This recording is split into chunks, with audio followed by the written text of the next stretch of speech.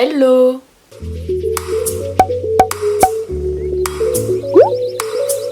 J'espère que vous allez bien. On se retrouve aujourd'hui dans une nouvelle vidéo où je vais parler de mes favoris sur Netflix. Donc ça sera pas forcément que des séries.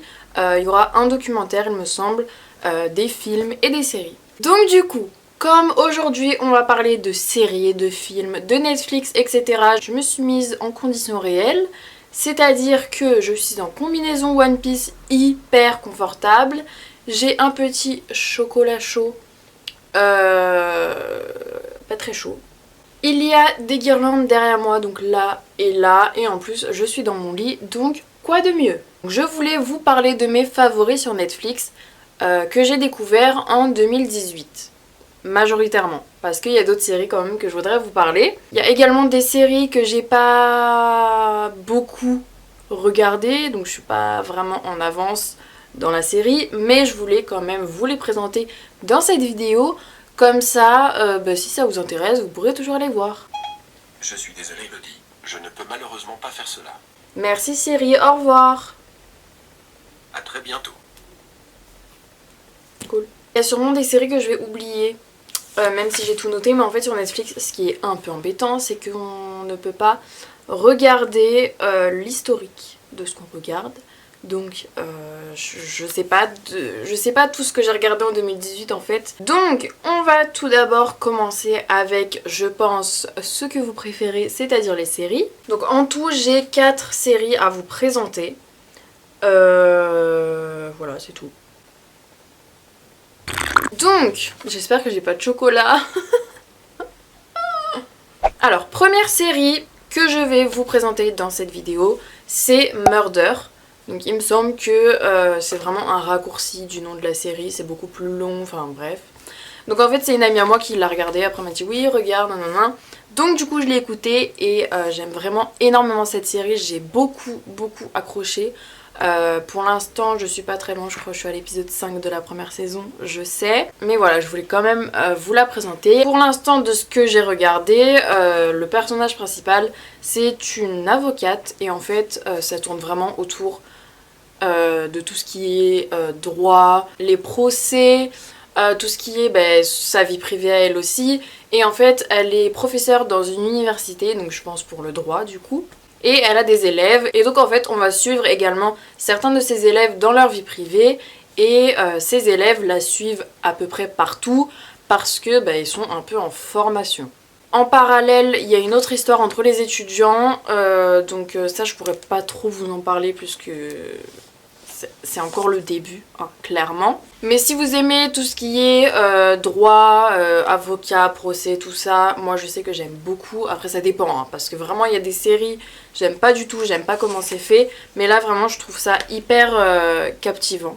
Ensuite, la deuxième série que j'ai à vous présenter, elle est sortie il y a pas très longtemps. C'est The Haunting of Hill House. Quel accent! Pareil, j'ai pas non plus regardé beaucoup d'épisodes, mais j'ai quand même accroché. J'ai pas regardé beaucoup d'épisodes puisque ça tourne, enfin c'est pas que c'est une série d'horreur, mais il y a un peu des esprits, des fantômes, etc. Et je suis un peu sensible à ça, donc je ne regarde pas toute seule. Et sachant que je vis qu'avec ma mère, je vais pas regarder ça avec ma mère. Donc il faut que je sois avec mon copain pour la regarder. Il y a vraiment une histoire dans la série, enfin en même temps c'est une série donc forcément il y a une histoire, mais je veux dire, c'est pas que... c'est pas juste un petit scénario d'horreur, enfin je sais pas trop comment vous expliquer, mais des fois les films d'horreur c'est juste question de sortir un film d'horreur. Et là je sais pas, il y a vraiment une histoire derrière, donc au pire je vais vous lire le résumé que Netflix propose sur Netflix, merci. Donc sur Netflix ils disent: entre passé et présent, les membres d'une famille éclatée font face aux souvenirs d'événements terrifiants survenus dans une maison qui les a autrefois obligés à fuir. Donc en gros c'est... ouais, maintenant je me rappelle. Il a fallu que je lise un résumé pour m'en rappeler, mais en gros c'est... en fait dans cette série on jongle un peu entre passé et présent. Donc en fait c'est comme si que dans le présent on va comprendre ce qui s'est passé dans le passé. Je trouve que ça fait pas non plus extrêmement peur. Donc si vous êtes un peu sensible, je pense que vous pouvez y aller. Mais par contre des fois il y a un peu des screamers, donc attention. Mais c'est vraiment intéressant comme série et je trouve que... je sais pas. Je la trouve... nouvelle. Enfin, dans le sens où j'ai jamais vu de série comme ça. Après, je regarde pas non plus trop les séries d'horreur. Mais je la trouve vraiment bien. Ensuite, la série The Rain. Donc, comme son nom l'indique, en gros, c'est l'histoire d'une famille. Donc, il y a la mère, le père et 2 enfants, une fille et un garçon, qui sont sur la route, etc. Enfin, en train de rouler en voiture. Et je sais plus si c'est le leur ou s'ils l'ont trouvé, mais en gros, ils vont aller dans un c'est un bunker ou un bunker? Bon, bref, je veux dire bunker, on sait jamais, de toute façon, ça change pas trop la prononciation. Et en fait, ils doivent vite s'abriter, puisque quand il pleut, ça tue les gens. Donc c'est une pluie destructrice. Ils vont aller dans le bunker et tout, et ensuite leur père va partir. Ça va faire beaucoup de morts, il y aura des histoires, ils vont faire des rencontres, etc. Donc moi j'ai vraiment beaucoup aimé, et il me semble que pour l'instant il n'y a qu'une saison, je l'ai terminée. Donc je peux que vous la recommander. Et ensuite la dernière série que j'ai à vous présenter, je sais ça fait vraiment pas beaucoup de séries, mais il n'y a pas que des séries sur Netflix, il y a des films et des documentaires super intéressants. Et pour tout vous dire, j'ai pas vraiment le temps de regarder des séries en ce moment avec les cours. Le soir je rentre, je suis crevée. Donc voilà, c'est pour ça que j'ai plus de films à vous présenter puisque c'est plus court à regarder, même si ça dure 1h30. Une série entière, je ne sais pas ça dure combien d'heures, mais au secours. Donc je disais, la dernière série que j'ai à vous présenter c'est Hunter x Hunter, donc c'est un animé tout simplement. Donc là je suis encore à la saison 1, je suis à l'épisode 23 ou 24 il me semble. Mais c'est l'histoire en fait de Gon qui va aller faire un concours pour devenir Hunter. Et donc après il y a plusieurs étapes, enfin plusieurs épreuves pour réussir au concours, etc. Donc après on va voir ce qui se passe. Donc ça c'est plus dans la saison 1, on va dire jusqu'à l'épisode 17-18. Et ensuite, je sais pas trop comment expliquer sans spoiler, c'est horrible. Et ensuite à cause du concours, notamment de certaines épreuves, il va se passer des choses après le concours. Donc Gon en fait veut devenir Hunter parce que son père est devenu également Hunter et il veut le trouver. Les épisodes ne durent vraiment pas longtemps, contrairement aux séries que je vous ai présentées juste avant. Ça dure genre 15, grand maximum 20 minutes, donc c'est super rapide à regarder.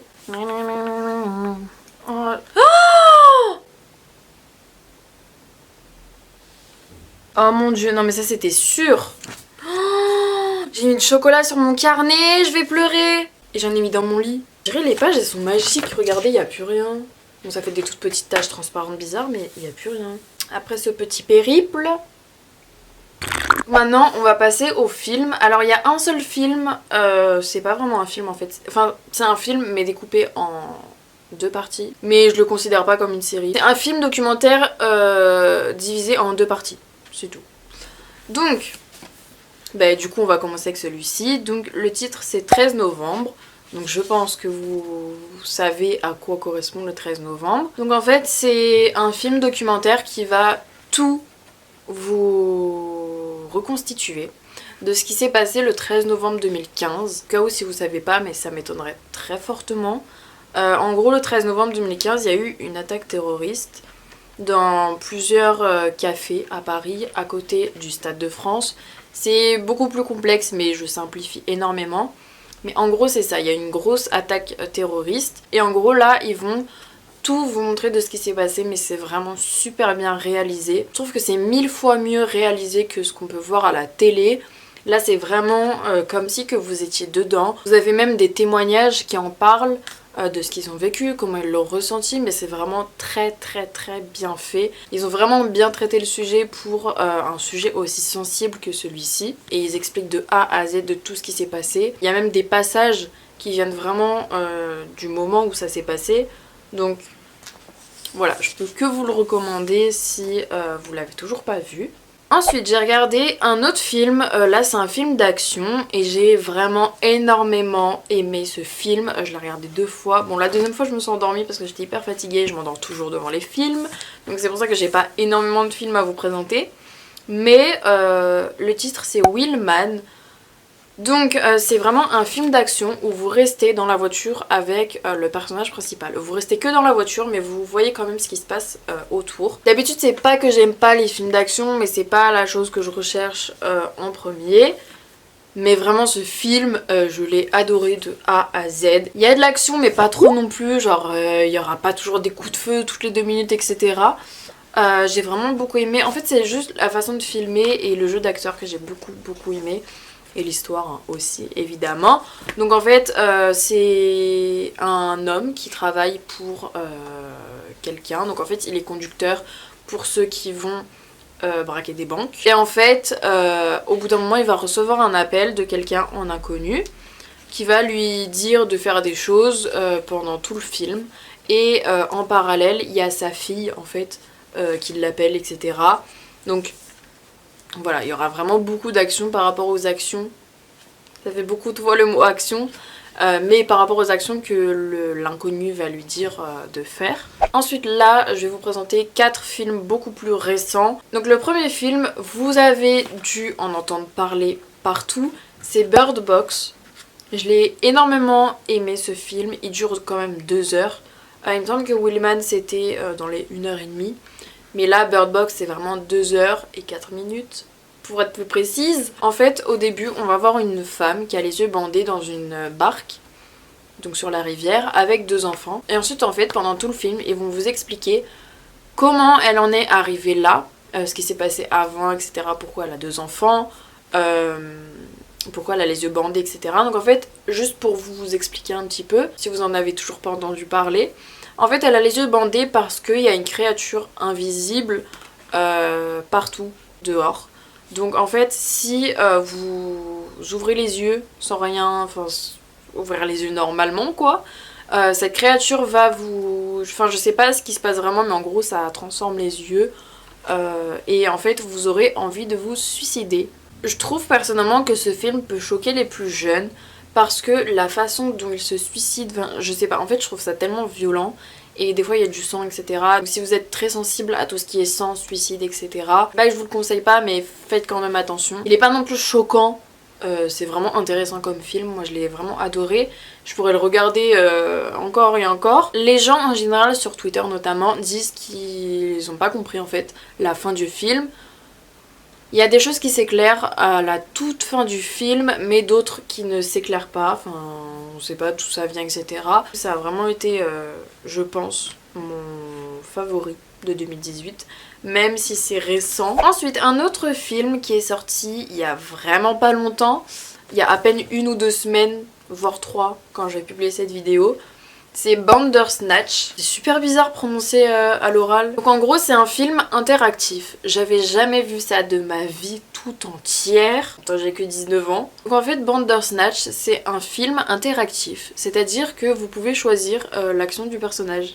Genre c'est super cool. Et c'est dans la continuité de la série Black Mirror. Enfin, si vous n'avez pas vu la série Black Mirror c'est pas grave du tout. Parce que ça n'a rien à voir. Mais il y a quelques éléments quand même de la série. Mais si vous l'avez pas regardé, vous allez pas non plus être perdu. C'est vraiment que quelques éléments futiles, on va dire. Juste un exemple. Au tout début, on va vous proposer de choisir les céréales du personnage principal. Alors ça a l'air complètement bête comme ça. Et ensuite, selon les actions que vous allez choisir, il y aura différentes fins en fait de film. Des fois vous avez la possibilité de le tuer plutôt que prévu. Et quand vous avez terminé le film, il vous propose de revenir à certains endroits pour choisir l'autre option. Choisir l'option différente que celle que vous avez choisie pour voir où ça vous mènerait en choisissant cette option. Pour venir à l'histoire du film, en fait c'est un jeune homme qui va créer son jeu vidéo. Et donc en fait dans son jeu vidéo il y aura plusieurs options également, donc c'est un peu c'est un peu comme dans le film mais sous forme de jeu vidéo. Et donc après ça va vraiment tourner autour de ça, donc son jeu vidéo, sa vie privée, son passé etc. Parce que son passé impacte sa vie actuelle dans le film. Donc vraiment si vous l'avez pas vu, allez le voir, genre foncez, il est vraiment super bien, il dure pas longtemps. Il me semble que c'est dans les 1h30, après ça dépend de la fin que vous choisissez également. Ensuite l'avant-dernier film que j'ai à vous présenter c'est 4 frères. Donc en fait c'est l'histoire de 4 frères qui vont venger leur mère puisqu'elle s'est fait tuer dans un braquage un soir.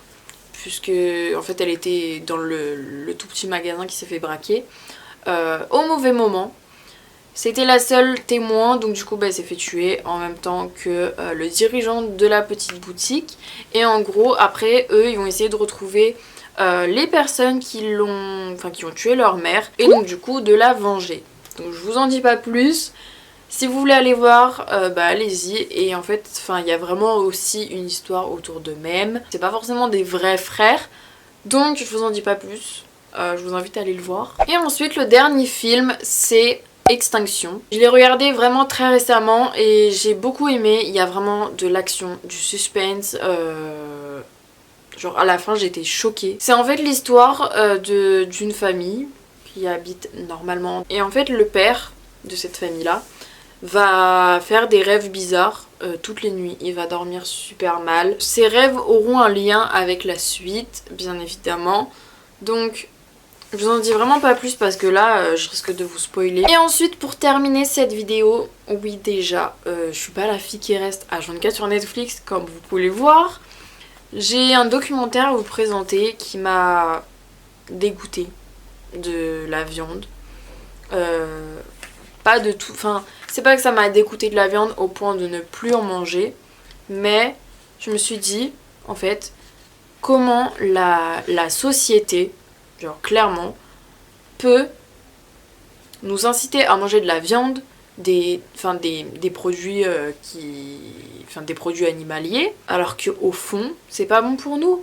Donc, le documentaire c'est What the Health, et pas terminé parce que j'avais pas eu le temps etc, mais j'ai regardé au moins les 3/4 donc je peux vraiment vous en parler. Dedans vous vous rendez compte à quel point la société nous mène en bateau à propos de la nourriture, à quel point il y a des gens qui souffrent à cause de la maltraitance animale en fait, à quel point il y a des gens qui souffrent à cause de ce que la société nous dit à propos de la viande.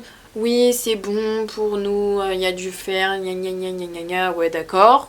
Regardez ce documentaire et ensuite vous m'en direz des nouvelles. Qu'en fait dedans, ils vous disent clairement, mais genre sans filtre, ce qui n'est pas bon pour vous, que ce soit la viande, les œufs, le sucre. Bon après le sucre ça c'est évident, mais en gros ils font des sortes de comparaisons entre ce que le sucre peut faire et la viande, produits laitiers, tout ce qui vient des animaux peut vous faire. Et en gros à un moment ils veulent aller parler à la personne qui gère l'association qui lutte contre le cancer du sein parce que apparemment les produits laitiers seraient très mauvais pour le cancer du sein. Et donc en fait sur leur site, donc de l'association qui lutte contre ça, ils disent que c'est très bon, les produits laitiers etc. Ils sont même associés à une marque de produits laitiers, c'est vraiment dégueulasse, genre ça me dégoûte. Ils luttent contre une maladie, mais à côté ils vont s'associer avec la cause de la maladie. Je sais pas si vous voyez l'incohérence totale, mais vraiment ça m'a beaucoup fait réfléchir sur la nourriture. Je trouve ça vraiment choquant en fait que depuis tout petit on nous dit oui il faut boire du lait pour avoir du calcium, oui il faut manger de la viande pour avoir du fer etc parce que c'est bon pour la santé. Et après genre des années plus tard on découvre que en fait tout ça c'était du mensonge et que on est en danger. Super. Bref, je vous invite réellement à aller voir ce documentaire, vraiment réfléchir genre sur ce qu'on nous dit, sur ce qu'il faut croire ou non, etc. Donc voilà, je finis cette vidéo sur ce documentaire très sympathique à regarder. J'espère sincèrement que cette vidéo sur mes favoris Netflix 2018 vous aura plu. Et en attendant ma prochaine vidéo, n'hésitez pas à venir me rejoindre sur tous mes réseaux sociaux. Donc Twitter, Instagram et Snapchat. Et n'hésitez pas non plus à vous abonner à ma chaîne YouTube pour voir plus de vidéos. Et on se retrouve dimanche prochain à 10 h dans une nouvelle vidéo. Bisous!